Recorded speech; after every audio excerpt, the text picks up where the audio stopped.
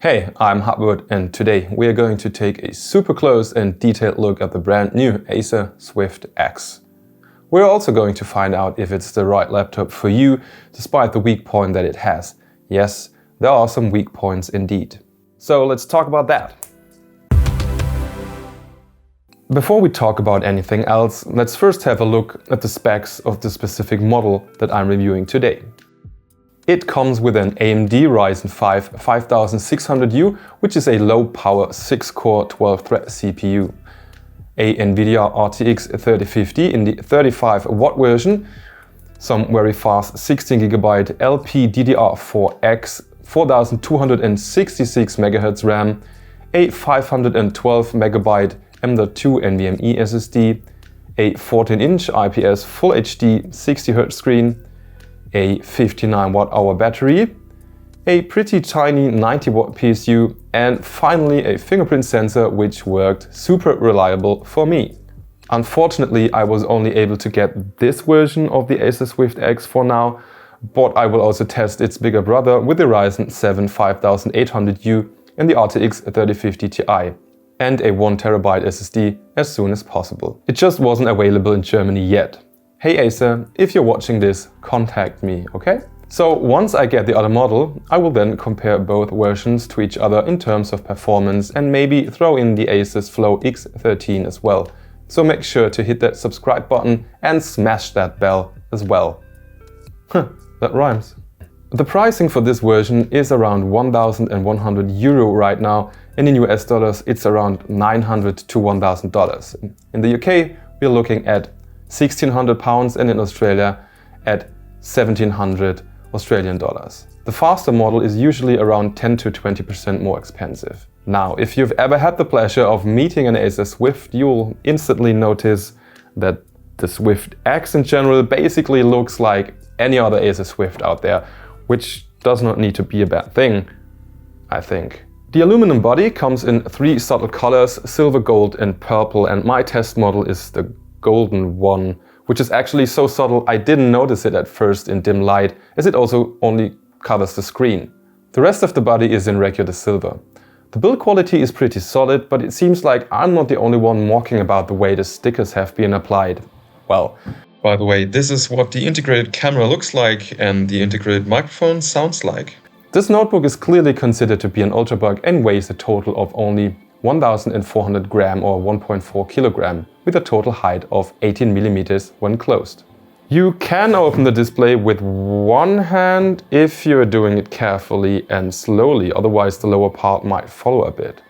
The display flex could be better for my taste though.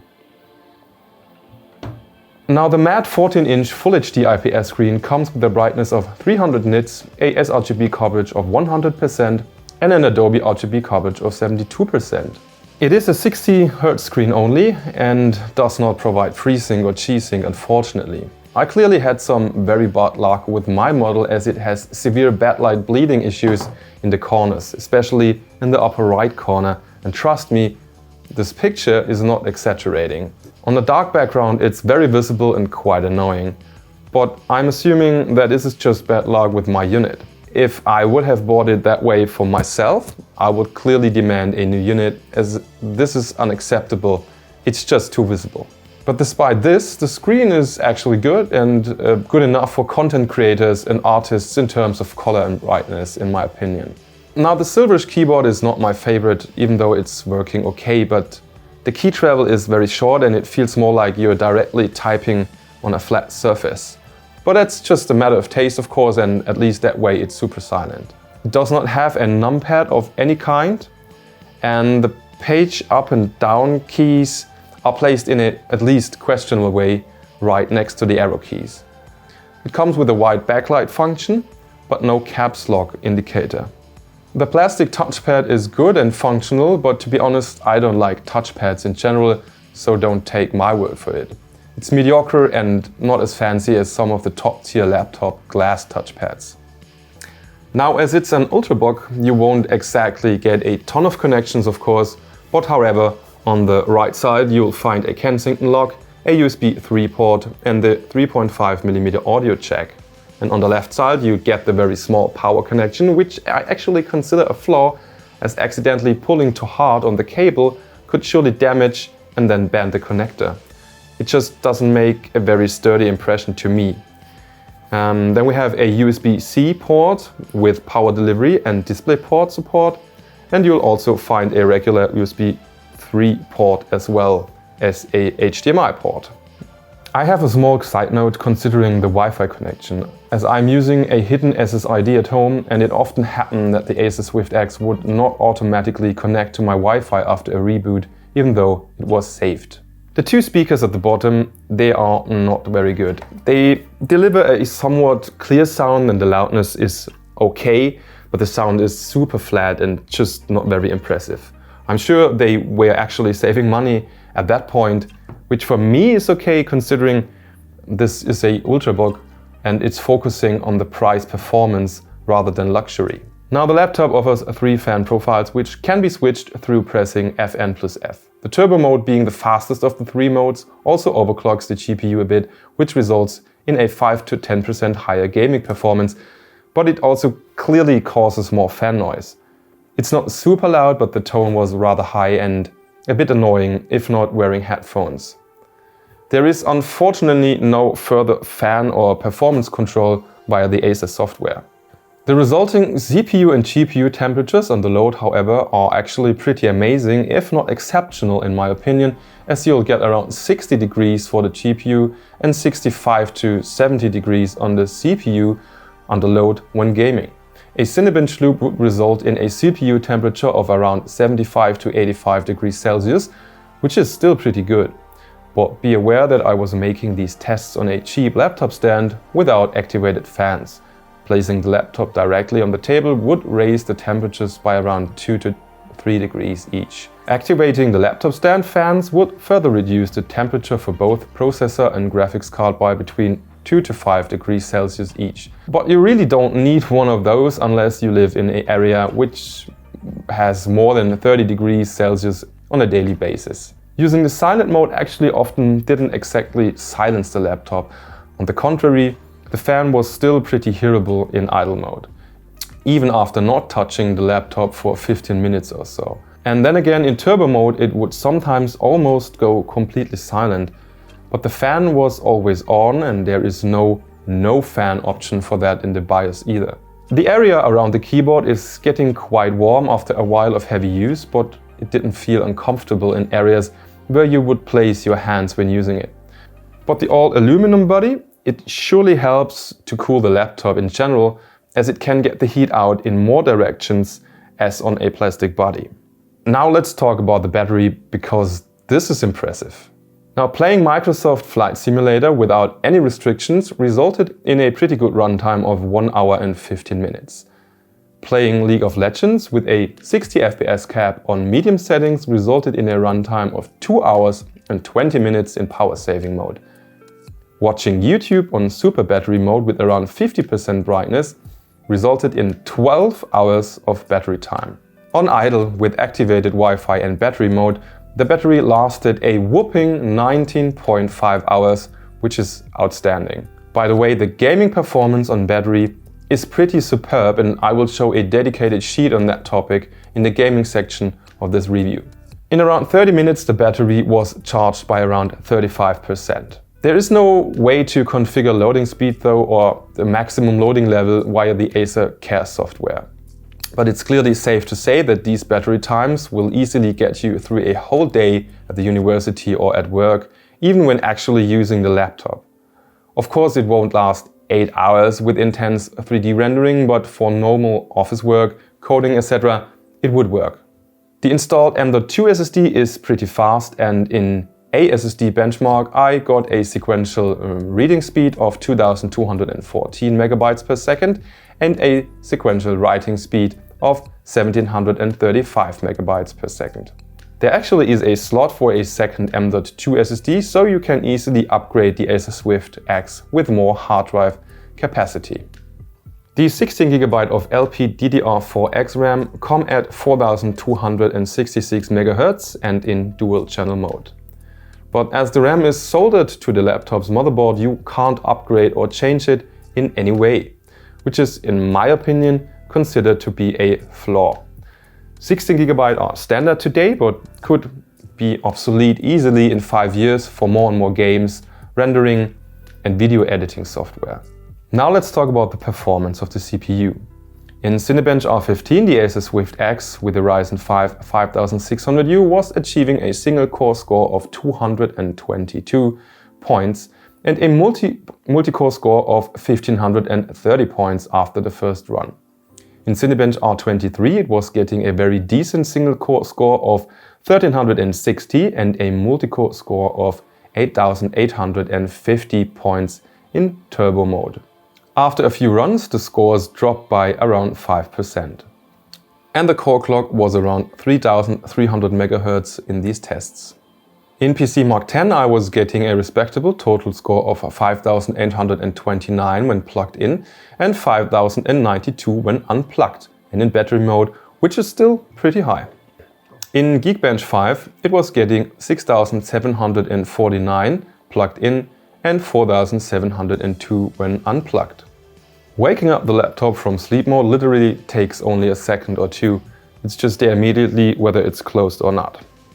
All the games you will see now have been made in the turbo fan mode, while the laptop was placed on a laptop stand without activated coolers.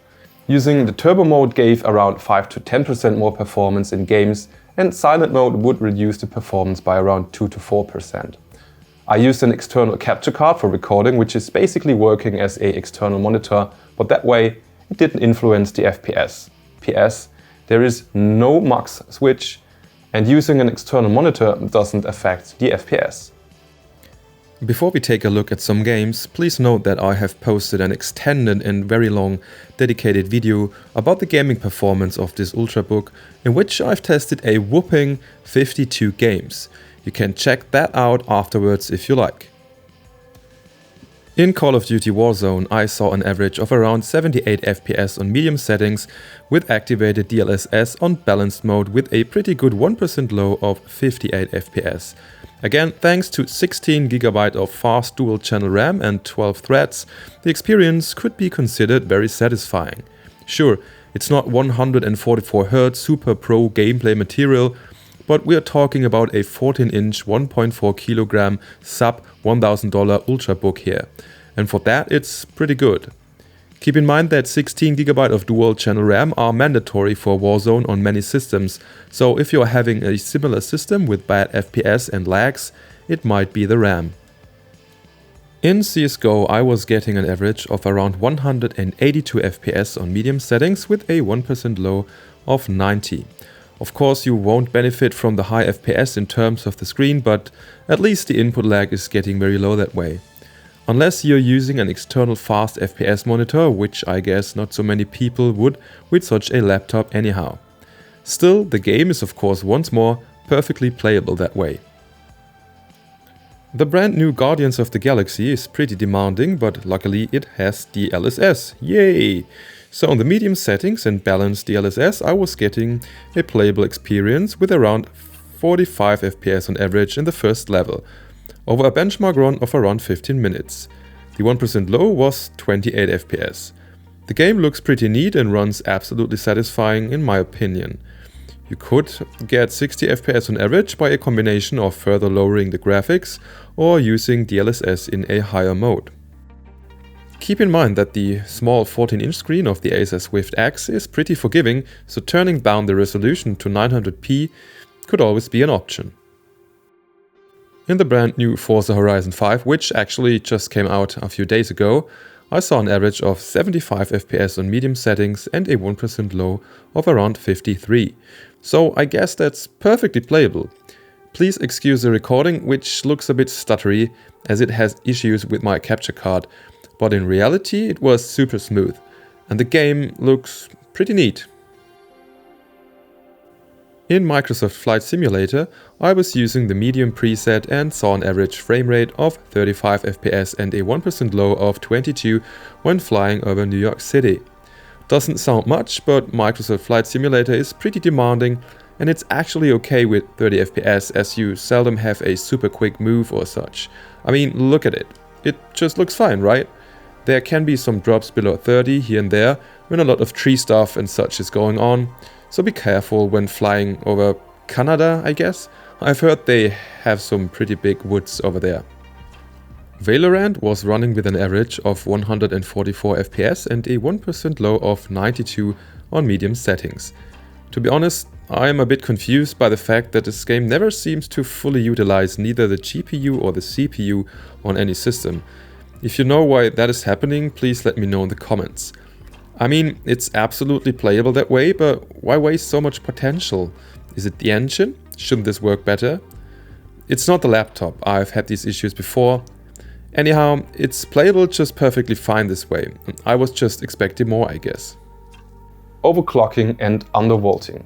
Overclocking the GPU by around 200 MHz on the core and 400 on the RAM actually worked and resulted in around 5 to 10% more FPS in games.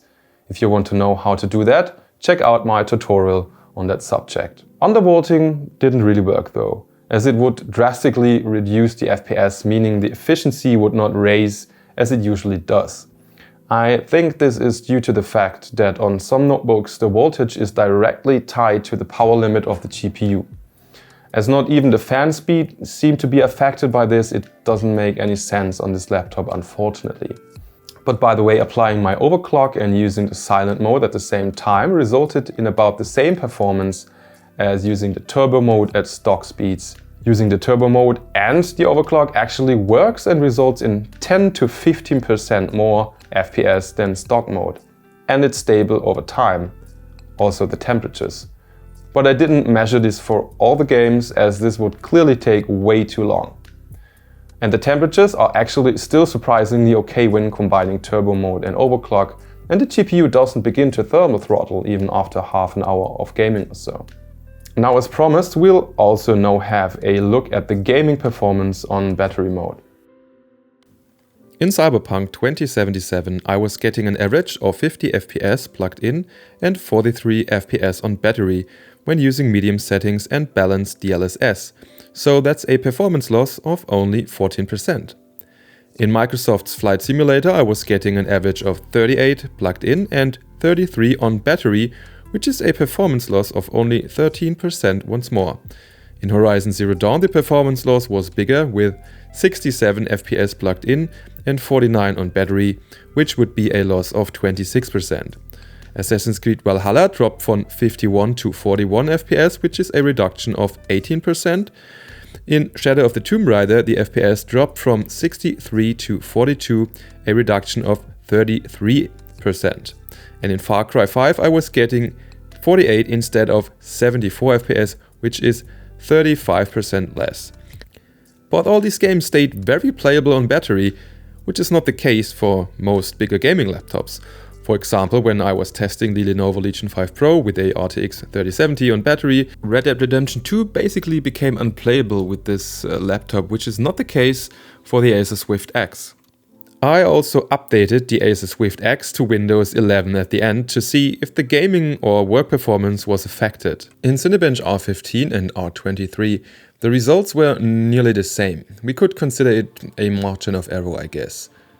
In PC Mark X, the performance actually dropped quite a bit after upgrading to Windows 11. In Windows 10, the laptop performed about 7% faster as in Windows 11.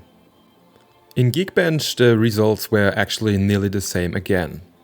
In Shadow of the Tomb Raider, the FPS actually improved from 56 to 64 FPS, and to be honest, I have no idea why that happened. In Red Dead Redemption 2, the FPS didn't really change from 65 FPS in Windows 10 to 64 FPS in Windows 11. That's margin of error, I guess. In Watch Dogs Legion, the FPS actually stayed exactly the same as in Windows 10. But to be honest, considering that the PC Mark X suffered a lot, I would not upgrade to Windows 11 yet, even though it was stable and working fine otherwise. Now, overall, I would consider this a pretty decent Ultrabook. Most certainly one of the faster 14-inch notebooks with real gaming capability. If you're looking for a cheap alternative to the Asus ROG Flow X13, for example, you could definitely get the new Acer Swift X, with the RTX 3050 or the 3050 Ti instead, if you don't need the possibility to access a real desktop GPU via a docking station like the Asus Flow X13 does. I think this is a great laptop for students and field workers due to the extremely long battery times, and even creatives could work with this laptop thanks to the decent screen. But of course also coding or CAD and other tasks can be done with this laptop as it is quite powerful. If you're using it on a professional basis or need the highest possible gaming power, I would surely consider getting the Ryzen 7 and RTX 3050 Ti version, instead of the Ryzen 5 RTX 3050 version. But mind that this laptop's strong point is its mobility. If you're only using it stationary most of the time, I wouldn't suggest to get an Ultrabook like this. But as this version is below $1,000 in most countries, I definitely recommend it as a good Ultrabook package.